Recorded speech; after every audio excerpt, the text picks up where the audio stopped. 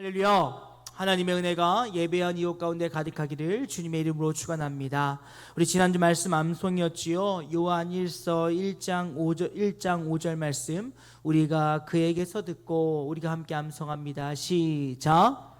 우리가 그에게서 듣고 너희에게 전하는 소식은 이것이니 곧 하나님은 빛이시라 그에게는 어둠이 조금도 없으시다는 것이니라. 요한일서 1장 5절 말씀. 아멘. 사랑하는 여러분, 빛 대신 주님이 우리에게 오셨으며 그 빛을 오늘 우리에게 비추시니 빛의 자녀에 합당한 삶이 오늘 저와 여러분의 삶이 되어질 수 있기를 주님의 이름으로 축원합니다. 우리 함께 선언할까요? 내려놓음으로 숨쉬자. 예배로 숨쉬자. 사역으로 숨쉬자. 다시 한번요. 내려놓음으로 숨쉬자. 예배로 숨쉬자. 사역으로 숨쉬자. 날마다 주의 주시는 은혜가 우리로 하여금 살아 숨쉬게 할 수 있기를 주님의 이름으로 축원합니다. 여러분, 경건의 모양과 능력에 대해서 생각해 보신 적 있습니까? 우리는 디모데후서 3장 5절 말씀에 경건의 모양은 있으나 경건의 능력은 부인하니 이 같은 자들에게서 내가 돌아서라 라는 말씀으로 가지고 우리가 경건의 능력을 갖춘 성도가 되어야 된다고 하는 그런 말씀들을 경험하게 되어집니다. 그런데 여러분, 이 경건에 대해서 우리가 깊이 묵상해 본 경험들은 그렇게 많지 않다는 것이지요. 디모데후서 3장 5절 말씀에 경건이라고 하는 단어의 원어를 보게 되어지면 하나님을 믿는 믿음과 동의어로 사용하고 있는 것을 볼 수가 있습니다. 그렇다면 여러분, 우리의 이 경건이라고 하는 것은 성경에서 우리에게 거듭 말하는 것 같이 우리의 내면적인 믿음이 외면의 어떤 모습들로 드러나는 것이 바로 경건이다라고 이야기할 수 있을 것입니다. 그러기에 디모데후서 3장 5절 말씀을 쉬운 말 성경으로 보면 이렇게 얘기하고 있어요. 겉으로는 경건한 척, 즉 겉으로는 예수를 믿는 척 하지만 실상 경건의 능력, 실상 예수를 믿는 능력을 인정하지 않습니다. 그대는 이런 사람들을 멀리 하십시오 라고 이야기할 수 있다라는 것입니다.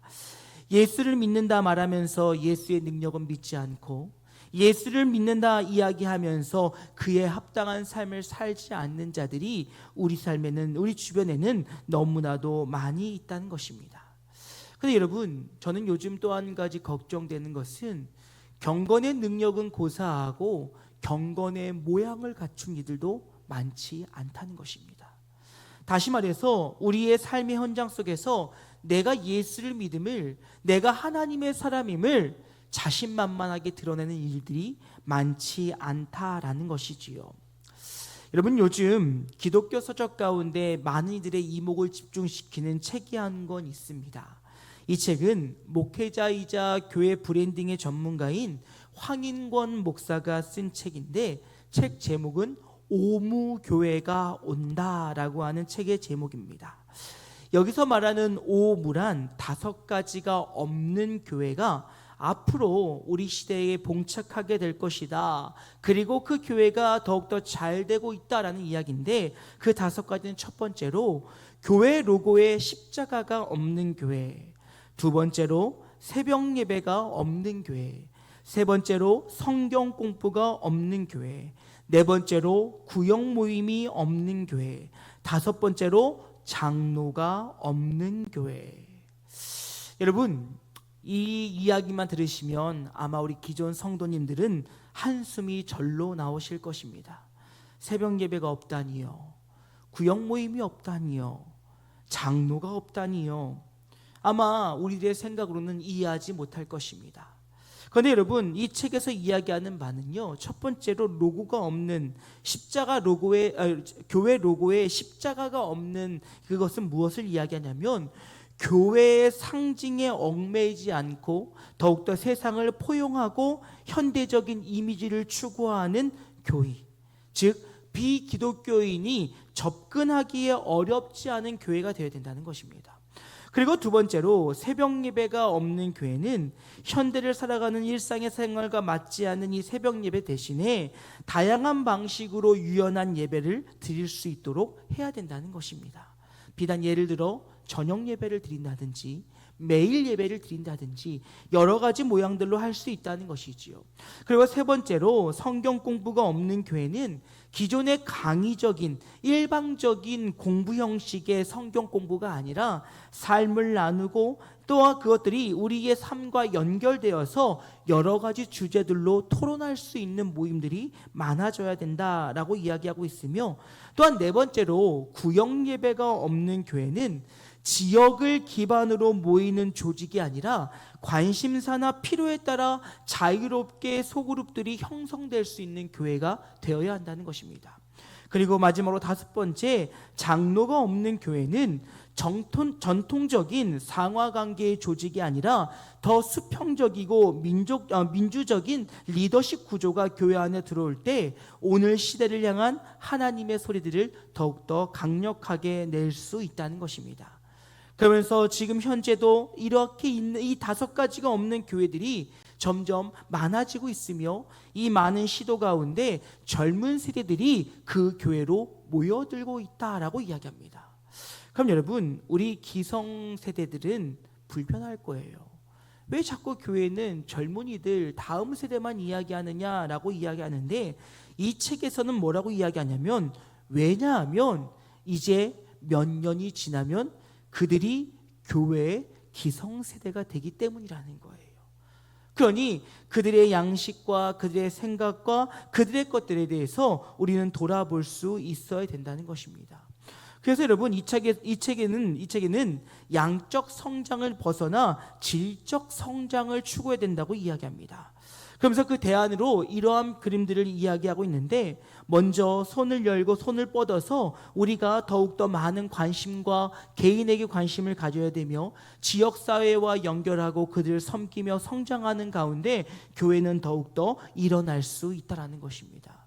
그러니 과거에 추구했던 우리만을 위함이 아니라 지역과 공동체를 향한 마음들이 더해질 때 교회는 더욱더 성장해 나아갈 수 있다라고 이야기하고 있는 것을 볼 수가 있습니다. 여러분 어떻습니까? 저는 많은 부분에서 동의합니다. 하지만 여러분, 저는 이 책을 읽으면서 마음에 불편했던 것은 무엇이냐면, 이것들이 우리의 편의를 위한 것이 되어서는 안 된다는 거예요. 새벽 예배가 없는 것, 구역 예배가 없는 것, 무엇이 없는 것, 이것이 우리의 편의가 되어서는 결코 옳지 않은 변화라는 것입니다. 그리고 그러한 것들이 결국 우리의 신앙의 모양마저도 잃어버리게 한다라는 것이지요. 여러분, 예를 들어서 저는 평소에 좋아하는 설교자이자 신학자인 모 원로 목사님의 설교를 종종 듣습니다. 그런데 그 원로 목사님께서 한 번은 새벽 예배는 필요 없다라는 식으로 설교를 하신 적이 있어요. 자신은 새벽 예배를 드리면 하루 종일 비실거리고 삶의 모든 리듬이 다 무너져 내려서 새벽 예배를 잘 하지 않는다라고 이야기하셨습니다. 그리고요, 그 설교가 일부분이 편집되어서 짧은 영상들로 많은 사람들이 보게 되었지요.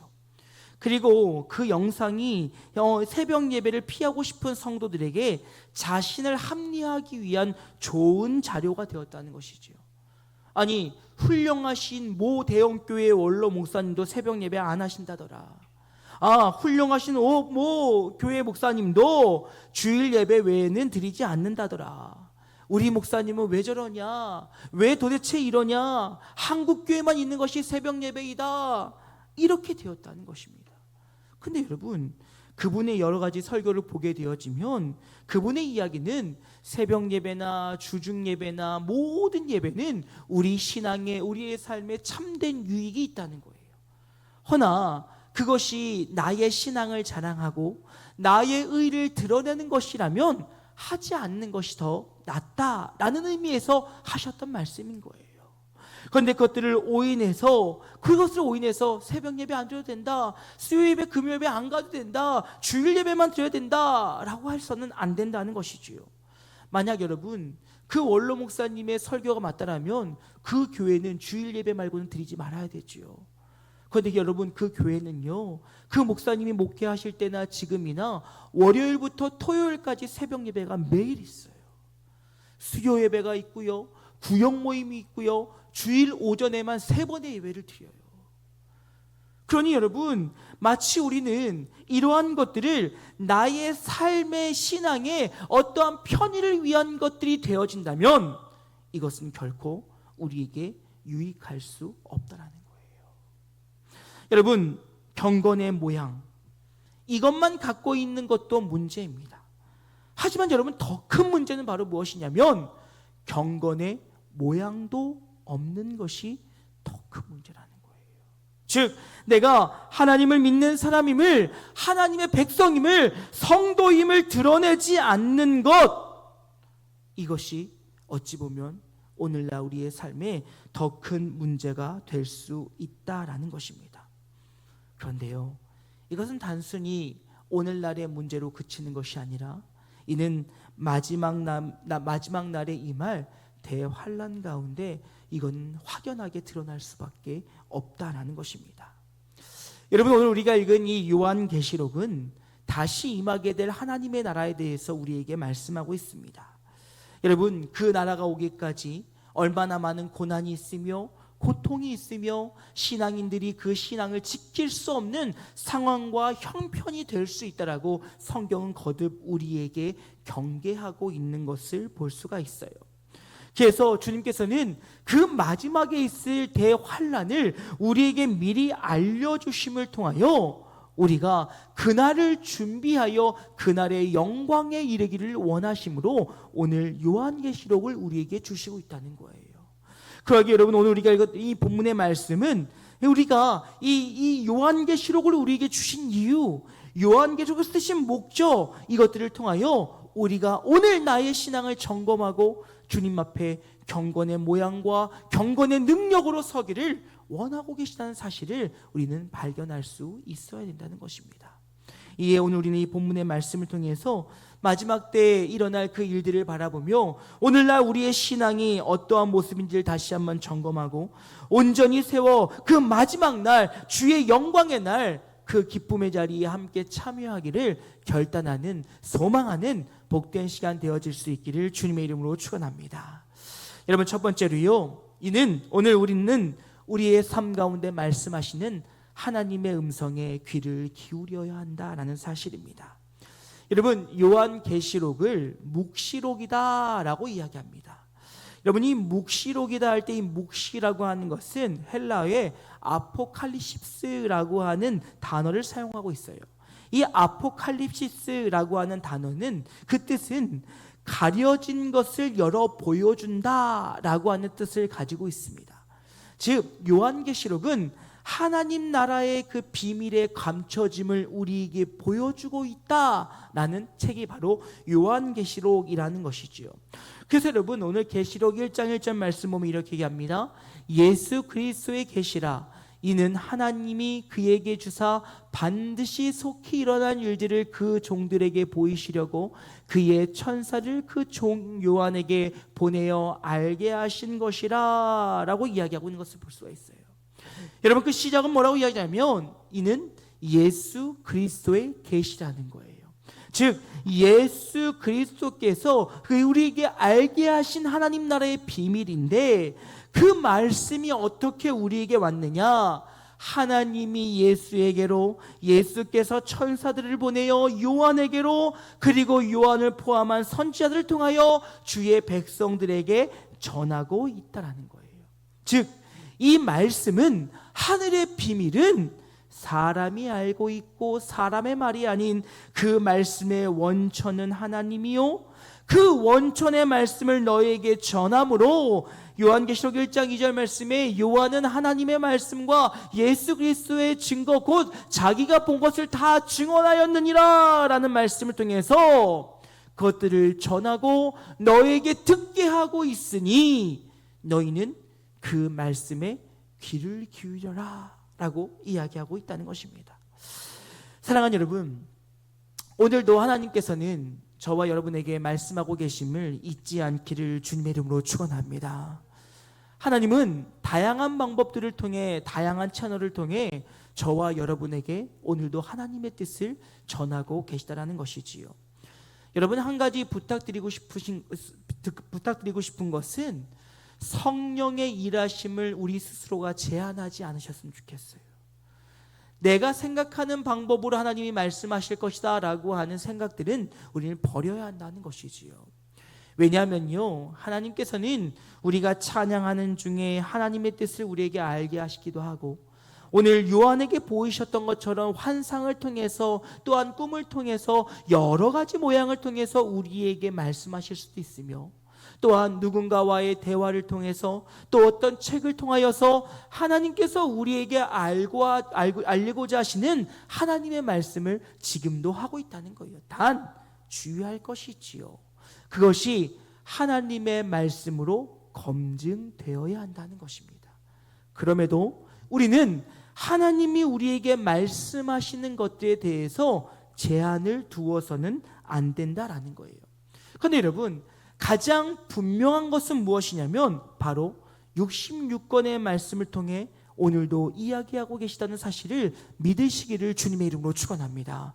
그리고 하나님이 세우신 주의 종들을 통하여, 목회자들을 통하여, 말씀을 통하여 오늘 우리에게 말씀하고 계시다는 거예요. 물론 우리가 오해하지 말 것은 오늘의 목회자들, 설교자들이 성경에서 말하는 선지자들은 아닙니다. 하나님의 음성을 직접 듣고 그 음성을 전하는 자들은 아니지만, 하나님께서 세우신 종들에게 말씀을 깨닫게 하시고 그 말씀을 선포하게 하시고 그 묵상하고 기도하며 간구하는 가운데 하나님의 공동체를 향한 말씀을 주시기에, 그 말씀을 선포할 때 우리는 그 말씀에 귀를 기울여야 된다는 거예요. 그런데 더 중요한 것은 무엇이냐? 어떠한 방법으로 누구를 통해 말씀하시냐가 중요한 것이 아니라, 하나님의 말씀은 변함이 없으시기에 오늘도 우리에게 말씀하시는 그 하나님의 말씀에 우리는 귀를 기울여야 된다는 것입니다. 여러분, 이사야 40장 8절 말씀을 이야기합니다. 풀은 마르고 꽃은 시드나 우리 하나님의 말씀은 영원히 서리라 하라. 여러분, 시절은 지나고 때는 흐르고 세상은 변할 수밖에 없다는 거예요. 그러나 하나님의 말씀은 영원하시다는 것이지요. 그러니 그 영원하신 말씀이 오늘 우리의 삶을 이끌어가며 그 영원하신 말씀에 우리는 귀를 기울여야 된다는 거예요. 그리고 로마서 15장 4절 말씀 보면 이렇게 얘기합니다. 무엇이든지 이전에 기록된 모든 말씀은 우리에게 교훈을 주기 위해 쓰인 것입니다. 그래서 우리는 성경 말씀을 통해 인내를 배우고 위로를 받는 가운데 소망을 품고 살아가게 됩니다 라고 이야기하고 있다는 거예요. 하나님의 말씀이 내 삶에 임할 때 그 말씀이 내 삶을 이끌어가고, 그 말씀 가운데 위로가 있고, 그 말씀 속에 도전이 있고, 그 말씀 가운데 하나님의 역사심이 있으니 우리는 오늘도 주의 말씀에 귀를 기울일 때 우리는 마지막 때 그 어떤 환난과 역경이 찾아와도 흔들리지 않을 수 있다라는 것입니다. 사랑하는 여러분, 기억하십시오. 주님을 사랑한다 고백하는 성도라 한다면 그의 말씀에 경청하는 하나님의 사람들 되어질 수 있기를 주님의 이름으로 축원합니다. 그 가운데 두 번째로 우리는 주신 말씀이 반드시 일어난다는 사실을, 그 일이 반드시 속히 일어나는 사실을 믿어야 한다라는 것입니다. 여러분, 우리 신앙의 중요한 것은 믿음입니다. 그러기에 성경은 오직 믿음으로 말미암아, 의인은 믿음으로 말미암아 산다라고 이야기하고 있으며, 믿음이 없이는 하나님을 기쁘시게 할 수 없다라고 우리에게 이야기하고 있는 것을 볼 수가 있어요. 그러하기에 여러분, 성경의 중요한 주제는 바로 믿음이라는 것이지. 그러기에 우리는 바른 믿음을 가져야 하고 그 바른 믿음 위에 서 있어야 된다는 것입니다. 그럼 여러분, 우리가 가져야 될 바른 믿음은 무엇이냐는 것이지요. 이것을 여러 가지로 다양한 관점에서 길게 설명할 수 있겠지만 이렇게 요약해서 설명할 수 있을 것 같아요. 바른 믿음이란 오직 성삼위 하나님만을 믿으며, 믿음의 내용은 성삼위 하나님의 창조와 섭리, 그리고 우리를 구원하시기 위해 행하신 모든 것을 믿는 것, 그것이 바른 믿음이라는 거예요. 우리의 믿음의 대상은 오직 성부, 성자, 성령 하나님뿐, 더 나아가 우리의 믿음의 내용은 그분이 삼위의 하나님께서 창조하시고 섭리하시고 그 가운데 우리를 구원하시기 위해 행하신 모든 것들을 철저히 믿는 것, 그것이 오늘날 우리의 믿음이 되어야 된다는 거예요. 다시 말해서 창세기 1장 1절에 태초에 하나님이 천지를 창조하시니라. 여러분 이 말씀 믿으십니까? 믿으십니까? 이 말씀이 믿어지지 않으면 우리 이 시간은 다 가짜예요. 왜요? 창세기 1장 1절 말씀에 태초에 하나님이 천지를 창조하셨다라고 하는 이 말씀이 믿어지는 순간 우리 인생의 주인은 하나님이시며 인생의 주권은 하나님 손에 있고 하나님께서 이 땅을 이끌어 가시며 섭리하고 계시며 그 가운데 우리에게 복 주실 분이라는 사실을 우리는 철저하게 믿게 된다는 거예요. 이것을 믿지 않으면 성경에 나타나는 것들은 비과학적인 일이고 비논리적인 일이고 기적이며 그저 우연히 벌어진 일이라고 바라보며 비판할 수밖에 없다라는 거예요. 그러기에 창세기 1장 1절에 태초에 하나님이 천지를 창조하시라 라고 이 말을 믿는 사람들은 로마서 11장 36절 말씀에 이는 만물이 주에게서 나오고 주로 말미암고 주에게로 돌아갑니다. 주에게 영광이 세세히 있을지어다 아멘 이라고 하는 말씀 안에서 모든 주권이 주님 손에 있으며 주님께서 우리를 사랑하셔서 이 땅을 창조하시고 그 가운데 우리의 죄와 허물을 용서하시기 위하여 예수 그리스도를 우리에게 보내시고 그가 십자가의 죽으심과 부활하심을 통하여 그가 이제는 하늘에 승천하셔서 우리에게 다시 오실 그날을 위하여 중보하고 계심을 온전히 믿게 되어질 때 우리는 오직 주님과 함께 주의 자녀로 주의 백성으로 그에 합당한 삶을 살아갈 수 있다라는 것입니다. 그러기에 여러분, 우리는 오늘 요한계시록을 통해서 함께 나누게 될 그 모든 일들이 반드시 속히 일어날 것이라고 하는 굳건한 믿음 위에 서야 된다는 사실을 기억하실 수 있기를 주님의 이름으로 축원합니다. 이를 믿지 않으면 우리는 마지막 때를 준비할 수 없다라는 거예요. 여러분, 앞서서도 이야기했지요.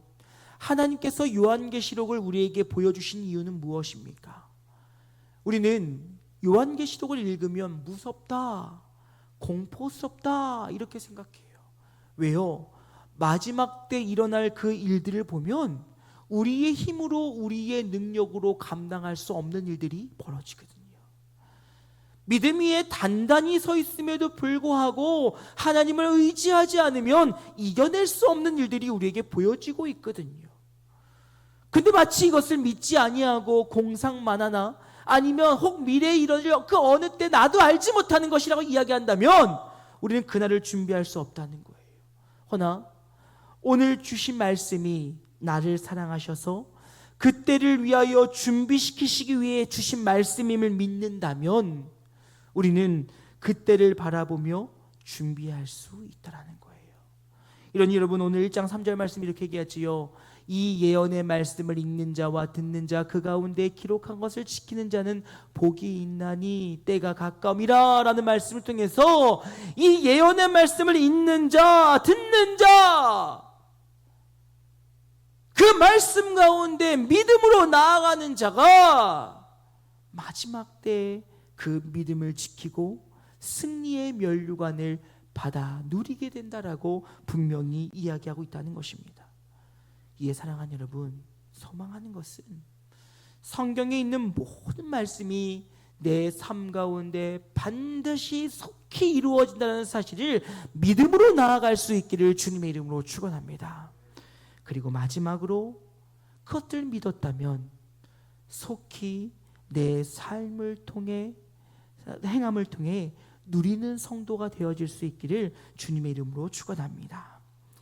여러분, 한 스포츠 용품 제조회사에서 내건 슬로건이 하나 있습니다. 너무나도 유명한 슬로건인데요, Just Do It 이라고 하는 슬로건이에요. 이 Just Do It 이라고 하는 말은 우리말로 하면 망설임 없이 지금 당장 행동해라 라고 하는 의미를 가지고 있습니다. 그래서 이 나이키라고 하는 스포츠용품 제조업체는 많은 유명 스포츠 선수들을 고용해서 그들을 통해 Just Do It, 여러분 주저하지 말고 용기 내어서 지금 움직이십시오라고 하는 슬로건을 내걸면서 실질적으로 기업의 성장을 이루었다는 것을 우리는 보게 되었습니다. 여러분, Just Do It, 여러분에게도 권면합니다.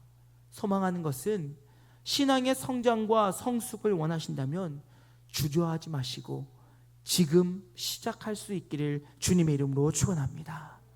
여러분, 오늘 3절 말씀에 보면 이 예언의 말씀을 읽는 자, 듣는 자, 그리고 그 말씀을 지켜 행하는 자가 복이 있다라고 말씀하고 계세요. 여러분, 여기서 읽는 자, 듣는 자라고 이야기하는 것의 원어를 보게 되어지면 예배를 통해서 선포되어지는 그 말씀을 읽고 듣는 자를 가리키고 있는 것을 볼 수가 있습니다. 즉, 공적 예배 가운데 나와 하나님의 말씀을 읽고 그 읽은 말씀을 또한 듣고 그러한 자들이 더 나아가 삶으로 이것이 이루어지며 나아갈 때 복을 받는다는 거예요. 근데 여러분 아시죠? 우리가 말하는 복은 단순히 이 땅의 부귀영화가 아닙니다. 우리가 말하는 복이라고 하는 것의 근원은 바로 무엇입니까?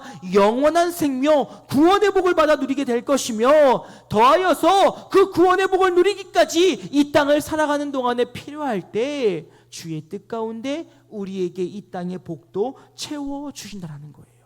근데 여러분, 본질은 무엇입니까? 본질은 내가 복을 받느냐 안 받느냐의 문제가 아니라 말씀을 듣고 그 말씀을 들은 대로 행하는 자라는 거예요.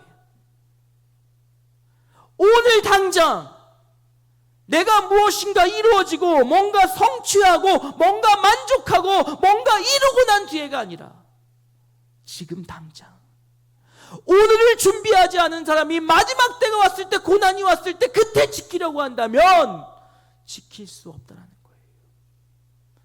지금부터 기도하고 지금부터 말씀 위에 살아가고 지금부터 내 신앙을 지키기 위한 수고와 노력이 없는 사람은 언제 임할지 몰란 그 마지막에 그 고난을 이겨낼 수 없다는 거예요. 그러니 Just do it, 지금 당장 해야 된다는 거예요. 지금 당장 하나님 손에 우리의 삶을 드려야 된다는 거예요.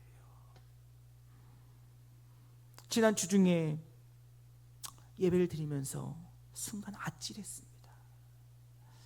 새벽 예배, 수요 예배, 금요 철야, 그 빈자리를 보면서 아찔했어요. 물론 우리가 하는 말 중에 숫자가 중요하지 않다, 여러분 이게 맞습니까? 맞아요. 숫자는 중요하지 않아요. 그런데 여러분 그거 아십니까? 그 자리에 있느냐는 것은 우리의 마음을 보여주는 일이라는 거예요. 그렇다면 숫자는 중요한 거예요. 몇 명이 함께 예배하고 있느냐, 이 성전에 자리가 얼마나 찼느냐, 중요한 것입니다. 왜요? 하나님을 향한 마음, 성전을 향한 마음이 있다면 우리는 우리의 몸이 이곳에 와 있기 때문에 그래요. 단순히 자리가 비어 있는 것 때문에 아찔했던 것이 아니에요. 이로 인하여서 우리 성도들의 신앙의 모습마저 잃어버리지 않을까라고 하는 염려 때문이었어요. 아찔했어요. 이래서는 안 되겠구나. 저는 신앙을 강요하지 않으려고 노력하는 목사입니다. 하지만 이제 강요해야겠어요. 그러지 않으면 마지막 때에 우리는 끝까지 남을 수 있는 힘이 없어요. 그러지 않으면 앞으로 우리 교회 예배의 존폐 위기예요. 주중 예배 장담하지 못합니다. 사람이 없는데, 성도가 없는데 코로나 때처럼 영상으로만 맨날 보내드릴까요? 아니요. 영상 예배 과연 몇 분이나 볼까요? 모르겠어요. 여러분, 한임 목사 이 애타는 마음을 좀 이해하셨으면 좋겠어요.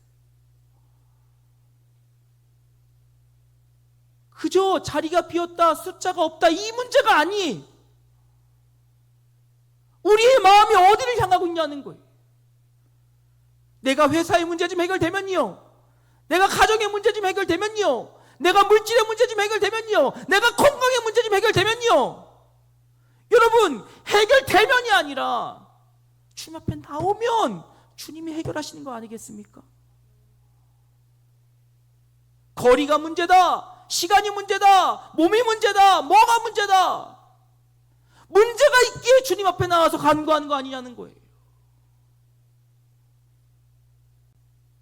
지금 아무 인식도 하지 못하고 그저 흘려보내면 언제 임할지 모르는 마지막 때에 우리는 남을 수 있는 힘이 없다는 거예요.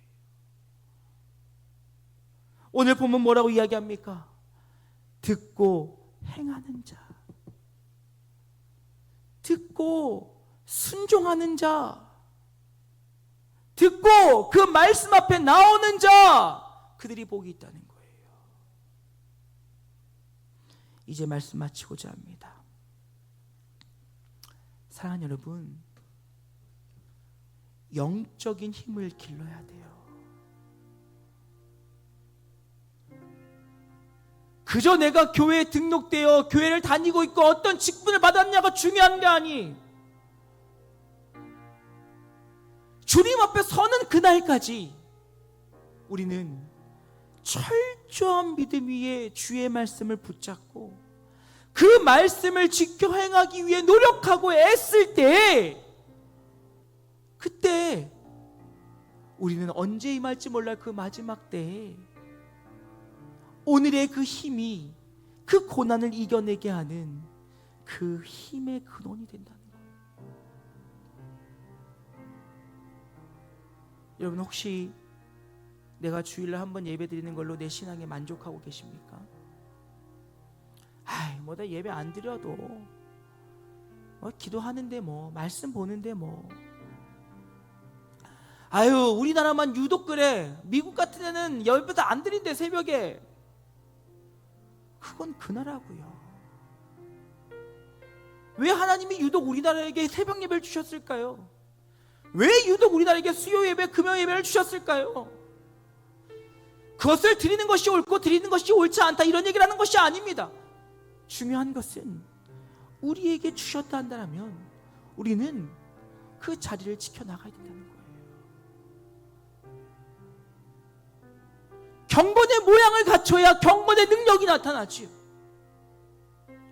한 주일 동안 세상 사람과 비교되지 않는 똑같은 모습으로 살다가 주일날 그저 주님 앞에 한번 나오는 것으로 나는 크리스찬이다라 얘기할 수 있다는 거예요. 안 된다는 거예요. 오늘 주신 말씀, 그 말씀 내 가운데 지켜 행하고 그를 통하여 마지막 때 임할 그 고난과 환난의 시간들을 너희가 준비하라고 하나님 말씀을 주셨는데, 오늘 하나님의 말씀을 뒤로한 채 그저 내 유익과 내 평안과 내 편의를 따라서 신앙을 선택하고 나가고 있다면 마지막 때에는 어떠한 고난과 역경이 왔을 때 쉽게 포기하고 내려놓을 수밖에 없다는 거예요. 여러분, 때가 가까움이라. 그 마지막 때가 지금이라고 말씀드리는 거 아니에요. 하지만 분명한 것은 우리는 다시 오실 주님의 그때를 향해 가고 있는 것이에요. 성경은 언제 그날이 올지 모른다고 이야기하고 있습니다. 그러기에 오늘 늘 깨어 있으라고 이야기하세요. 그렇지 않으면 마지막 그 환난과 마지막의 그 고난을 우리는 이겨낼 수 없다는 거예요. 사랑하는 여러분, 지금입니다. Just do it. 망설이지 마십시오. 하나님의 마음에 도전이 있다면 해보십시오. 일주일에 한 번이라도 새벽 예배 나와 보십시오. 한 달에 한 번이라도 수요 예배, 금요초에 참여해 보십시오. 주일 예배 온전히 하나님께 올려 보내십시오. Just do it. 지금이에요.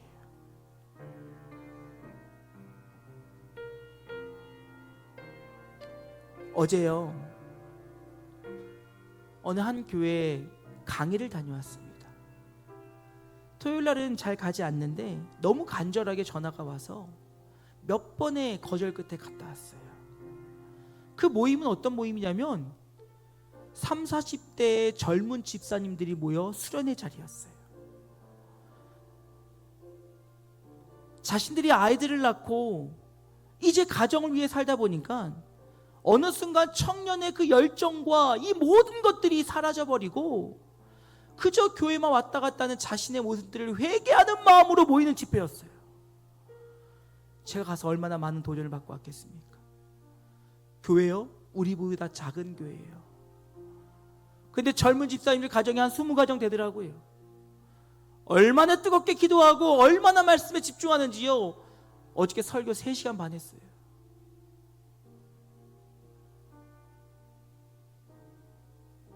여러분 도전합니다. 여러분 도전합니다. 신앙의 회복을 위해 다시 일어나십시오. 내 편의를 따라 내 귀에 좋은 얘기들만 아멘하지 마시고요. 때론 아프고 상처된 이야기를 할지라도 그 가운데 아멘하십시오. 그리고 그를 통해 마지막 때를 준비할 수 있을 때라는 거예요. 간절히 소망하는 것, 주의 말씀을 듣고 주의 말씀에 순종함으로 그 말씀이 내 삶에 이루어진다라고 하는 그 확신 가운데 주의 말씀을 지켜 행함을 통해 하나님의 은혜가 날마다 우리의 삶 가운데 가득할 수 있기를 주님의 이름으로 축원합니다. 우리 2차장으로 설교 마무리했으면 좋겠어요. 주의 길을 가리라는 찬양입니다. 비바람이 앞길을 가려고 눈보라가 앞길을 가려도 나는 주의 길 가겠습니다. 주의 길 가겠습니다. 주의 십자가의 길, 주의 발자취를 따라가겠습니다라고 하는 고백이 오늘 저와 여러분의 결단이 되어서 주의 은혜 안에 주의 그 말씀을 지켜 행하기를 결단하는 복된 시간 되어지기를 원합니다. 함께 찬양합니다.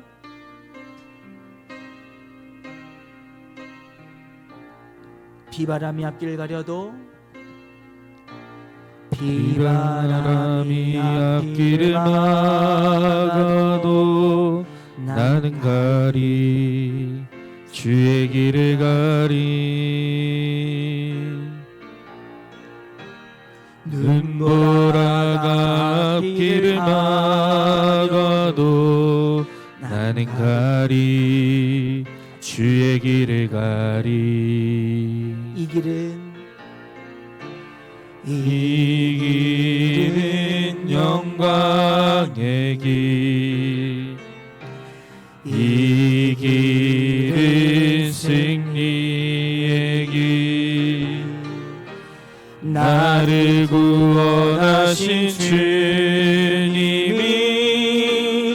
십자가 지고 가신 길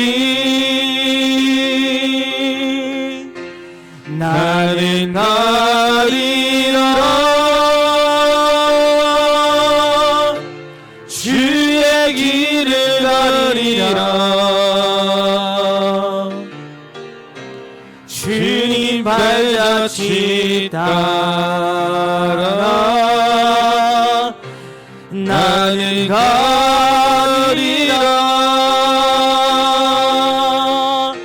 나는 가리라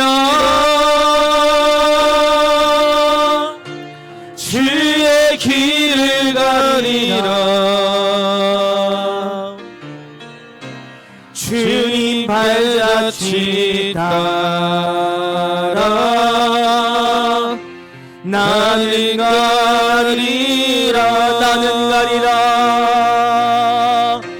나는 가리라 주의 길을 가리라 주님 발자취 따라 나는 가리라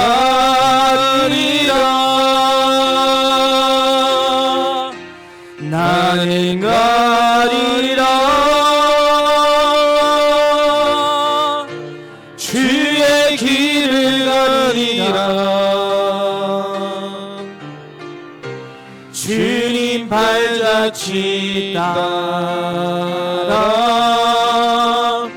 나는 가리라.